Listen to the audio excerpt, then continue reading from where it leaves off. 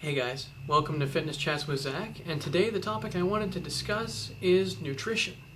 Nutrition is a key element in order to maintain a healthy body and a healthy lifestyle.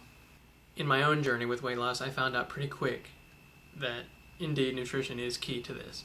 I had it likened to me by, I think it was my coach that told me that the percentage ratio to exercise and nutrition is an 80-20 relationship, being nutrition making up 80% of a healthy lifestyle and exercise making up 20%. And I didn't understand at first, but the way she put it to me is that you can go to the gym for 6 hours and work out as hard as you possibly can. But if you're fueling your body with nothing but garbage, if that's how you're fueling your body, you're not going to get the results that you want. It doesn't matter how much you work out. If you're not feeding your body properly, you're not going to get good results, and you're not going to be able to get a very healthy body from it. There are four main components that make up nutrition as a whole, and ones that we need to pay attention to the most. And those are protein, carbohydrates, fats, and the ways that we choose to hydrate our bodies. The first one of these components that I want to touch on is protein. Protein is essential when it comes to rebuilding muscle. That's what protein is for, particularly. At least when a lot of people think of protein, that would be the first thing that usually comes to mind is, rebuilding muscle. And one of the main sources that we are able to, get protein from are different types of meats, like beef, chicken, turkey, fish, pork, that kind of thing. Other sources include nuts, dairy products such as milk and yogurt. Yogurt has protein in it. Beans are also another form of protein. The main thing with protein that we have to pay attention to is the fat ratio in contrast to the amount of protein that we choose to eat from whatever source we're eating from. Take beef, for example. Beef has a huge amount of protein in it, a very huge amount of protein, but also it has a pretty high fat content. Don't get me wrong, I'm not at all saying, never ever eat red meat. Red meat is key in iron production. It really helps with, revitalizing our red blood cells so that our bodies don't become anemic. All I'm saying is that there are other, more nutritional forms of protein that can give you, the most bang for your buck when you're working on a healthy exercise, nutritional lifestyle ratio. Some of those other forms of healthy lean proteins are chicken, turkey, fish. So when it comes to protein, guys, as I was saying, the main things that we have to be careful of are just the ratio between the amount of protein in a food item and the amount of fat with them. The next component I wanted to talk about when it comes to proper nutrition is carbohydrates. Carbohydrates are key to a balanced nutrition in that they are what produces our body's energy, glucose. The main problem that seems to be happening in today's society is that people get too many carbohydrates and not enough exercise. And when that happens, what happens then is that the carbohydrates that don't get used in our daily activities don't get burned up, and because of that, they get stored as fat cells. Really, the best way to get the most out of carbohydrates is to stay active. That's the best way to harmonize yourselves and our bodies with, carbohydrates. We need to stay active. Again, if we don't, what we don't use gets stored as fat. The next component of a proper diet that I really wanted to talk about and address is fats.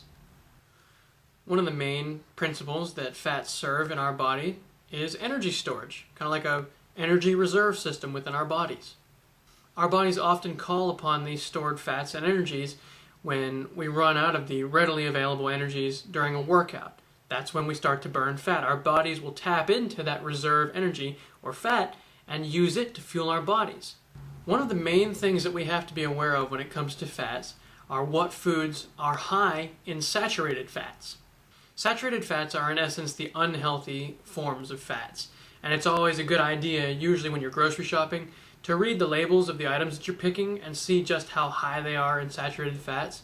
Chances are, if they're pretty high, it's not something that you'd probably want to put into your body. Again, and I keep stressing this over and over, a big key with all of this is to stay active. That way we burn off the excess energy. Like I said, that's what fats are. Fats are stored up energy that our bodies don't, immediately use. It gets stored on us. And so it is essential to stay active so that we don't overaccumulate this energy within our bodies. That's what leads to obesity and, obesity-related, sickness.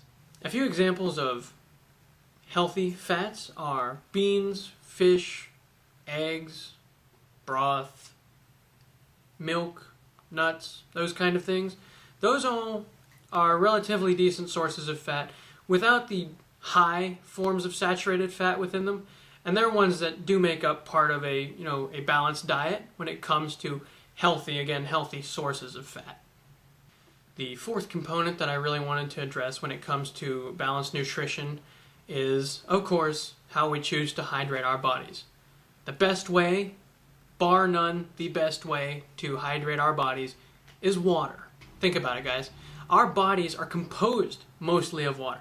It would only make sense then that that's what we need to give it. That's what we need to use to really rehydrate it. You know what I mean? Now, there are a lot of different drinks out there that claim to be really good ways to rehydrate our bodies. And they are to a certain point. But the main problem that a lot of these other drinks have in common are that they either have a lot of sugar or that they have a lot of sodium. When it comes to rehydration, if we drink a lot of drinks that have a lot of sugar in them, that's going to build up an over-excess of energy in our bodies that can be stored as fat cells. One thing that I had actually read when it comes to sodas and sugars is that our bodies can only handle so much sugar at one time. And one thing that I actually read is that a lot of the soda companies, in a single can of soda, have a lot of sugar in them, and that our bodies wouldn't normally be able to process the amount of sugar in a single soda can. What would happen is that our bodies would literally make us throw up after drinking a soda can. But what the soda companies do is they introduce a chemical into this soda can, or into the soda itself, that tricks our body into not actually knowing how much sugar we're drinking. And what that does then is that keeps us from throwing up every time we have a can of soda. Without this chemical put in the soda by the soda companies, we would throw up every single time we drank a soda. As I said earlier, another thing that a lot of sodas and energy drinks have in common, along with sugar, is sodium. And sodium, when it comes to rehydration, works directly against what we are trying to accomplish. Water doesn't have either of those. It doesn't have sugar and it doesn't have sodium. It has no calories of any kind, so therefore we can drink as much water as we want. And we don't have to worry about overbuilding, our energy reserves. Another important thing to remember about water is that it aids digestion. When it comes to water, when drank before or after a meal, that's an important thing to remember, is to drink it either before or after a meal, or even both. It definitely aids in the digestion of food. So again, guys, when it comes to rehydration, again, your best choice, bar none, is water. Best choice as far as, drinking and becoming rehydrated. Water is number one. And guys, there's one more thing, before I close out tonight, there's one more thing that I wanted to kind of address when it comes to nutrition. And that is the topic of counting calories. Counting calories is something that I began doing when I started my journey with fitness and weight loss, and that I still do today. And it has a lot of pros, and it has some cons to it too. A couple of the pros of counting calories are that it helps us to maintain a dietary limit to the amount of calories that we put into our bodies. A lot of times what happens in today's society is a lot of people don't think about the amount of calories we're consuming versus how many we're actually burning off. And with counting calories, when we give ourselves that healthy limit, that allows our bodies to more efficiently use that energy reserve without storing it all up. And this can really help us lose weight. Another really good thing about counting calories is that it really helps us consider what we put into our bodies. There were so many different times that, as I had my own caloric limits and still do obviously, there are different times that I look at a piece of food or at different types of food and think to myself, is this food, really worth this many calories to me today? Do I really want to put this much into my body at one time? And in carefully considering what we put into our bodies, that ultimately helps us make healthier choices, and is definitely not a bad thing to have when it comes to a balanced nutritional diet. Another good thing that happens when it comes to counting calories is that if it's done properly, it can really help to boost our metabolism and thus make us lose weight. One of the things that I had to learn during my journey was to not eat so many big meals a day as much as eat more small meals a day. What people would say to me is eat less more often. namely 4 or 5 times a day. Eat 4 or 5 small meals throughout the course of your day. Maybe every 3 or 4 hours, eat a small meal, and that keeps your metabolism running. That keeps your motor running, so to speak, like in a car, putting gas in it, every so often so you don't have an empty tank. It's the same principle with your body. If you eat less more often, if you eat more small meals throughout the day, you're not overloading your system and you're not drying it out. You're finding that healthy balance that's allowing your body to run, and it keeps your metabolism fueled, and that aids ultimately in weight loss. There are also a few cons to counting calories.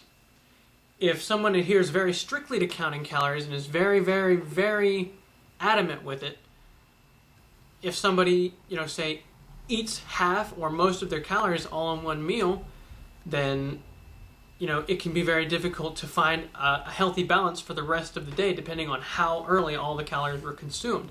And it can be very, very, very difficult to maintain a proper diet that way. Again, that kind of goes back to eating less more often, not eating so much big meals throughout the day, rather eating more small meals, so that kind of thing doesn't happen.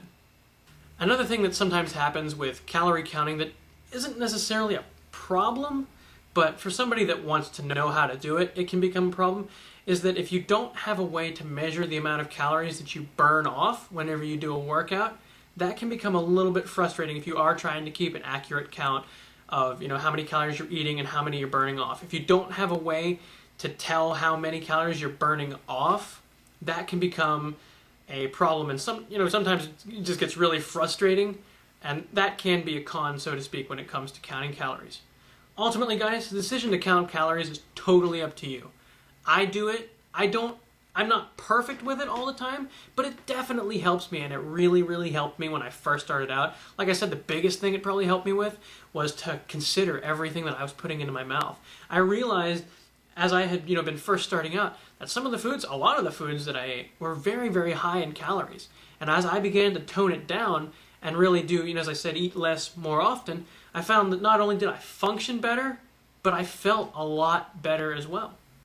And also, guys, there are tons of different ways to count calories. I mean, you can go online. They have different websites online, and they also have apps that you can download right to your phone that can help you to keep track of how many calories you're, consuming in a day. Well, guys, again, I want to thank you very much for taking the time to watch my video here and for listening to what I have to say.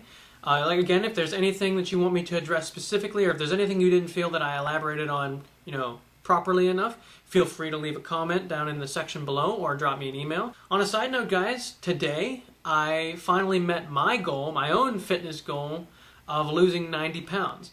When I first started out on my fitness journey, I was 260 pounds, and I told myself that I was going to lose 90 pounds and get back to 170. And today I met that goal. I just thought I'd share that with you guys. It really makes me happy. And I just kind of wanted to share it with you guys. Also, guys, I just wanted to let you know that I run another channel along with this one. It's called Jumpen for Jesus, Jumpen. And what it is, it's a channel that I run that utilizes a form of dance called jump style that I used to do back when I was in college and was pretty fit back then. And I used to do it all the time, and when I got heavier, I couldn't do it anymore, and I really missed being able to do that. But as a result of all the weight loss, I'm now able to perform that dance again, and I'm doing it as kind of a way to thank God for everything that He's done for me and to give Him the glory in bringing me through this journey. And if you guys want to check it out, you're more than welcome to. I'll attach a link to it here at the bottom, and I'd really appreciate you going to check it out. If you'd like to, you're more than welcome to. Thanks again for watching, guys. Have a great night.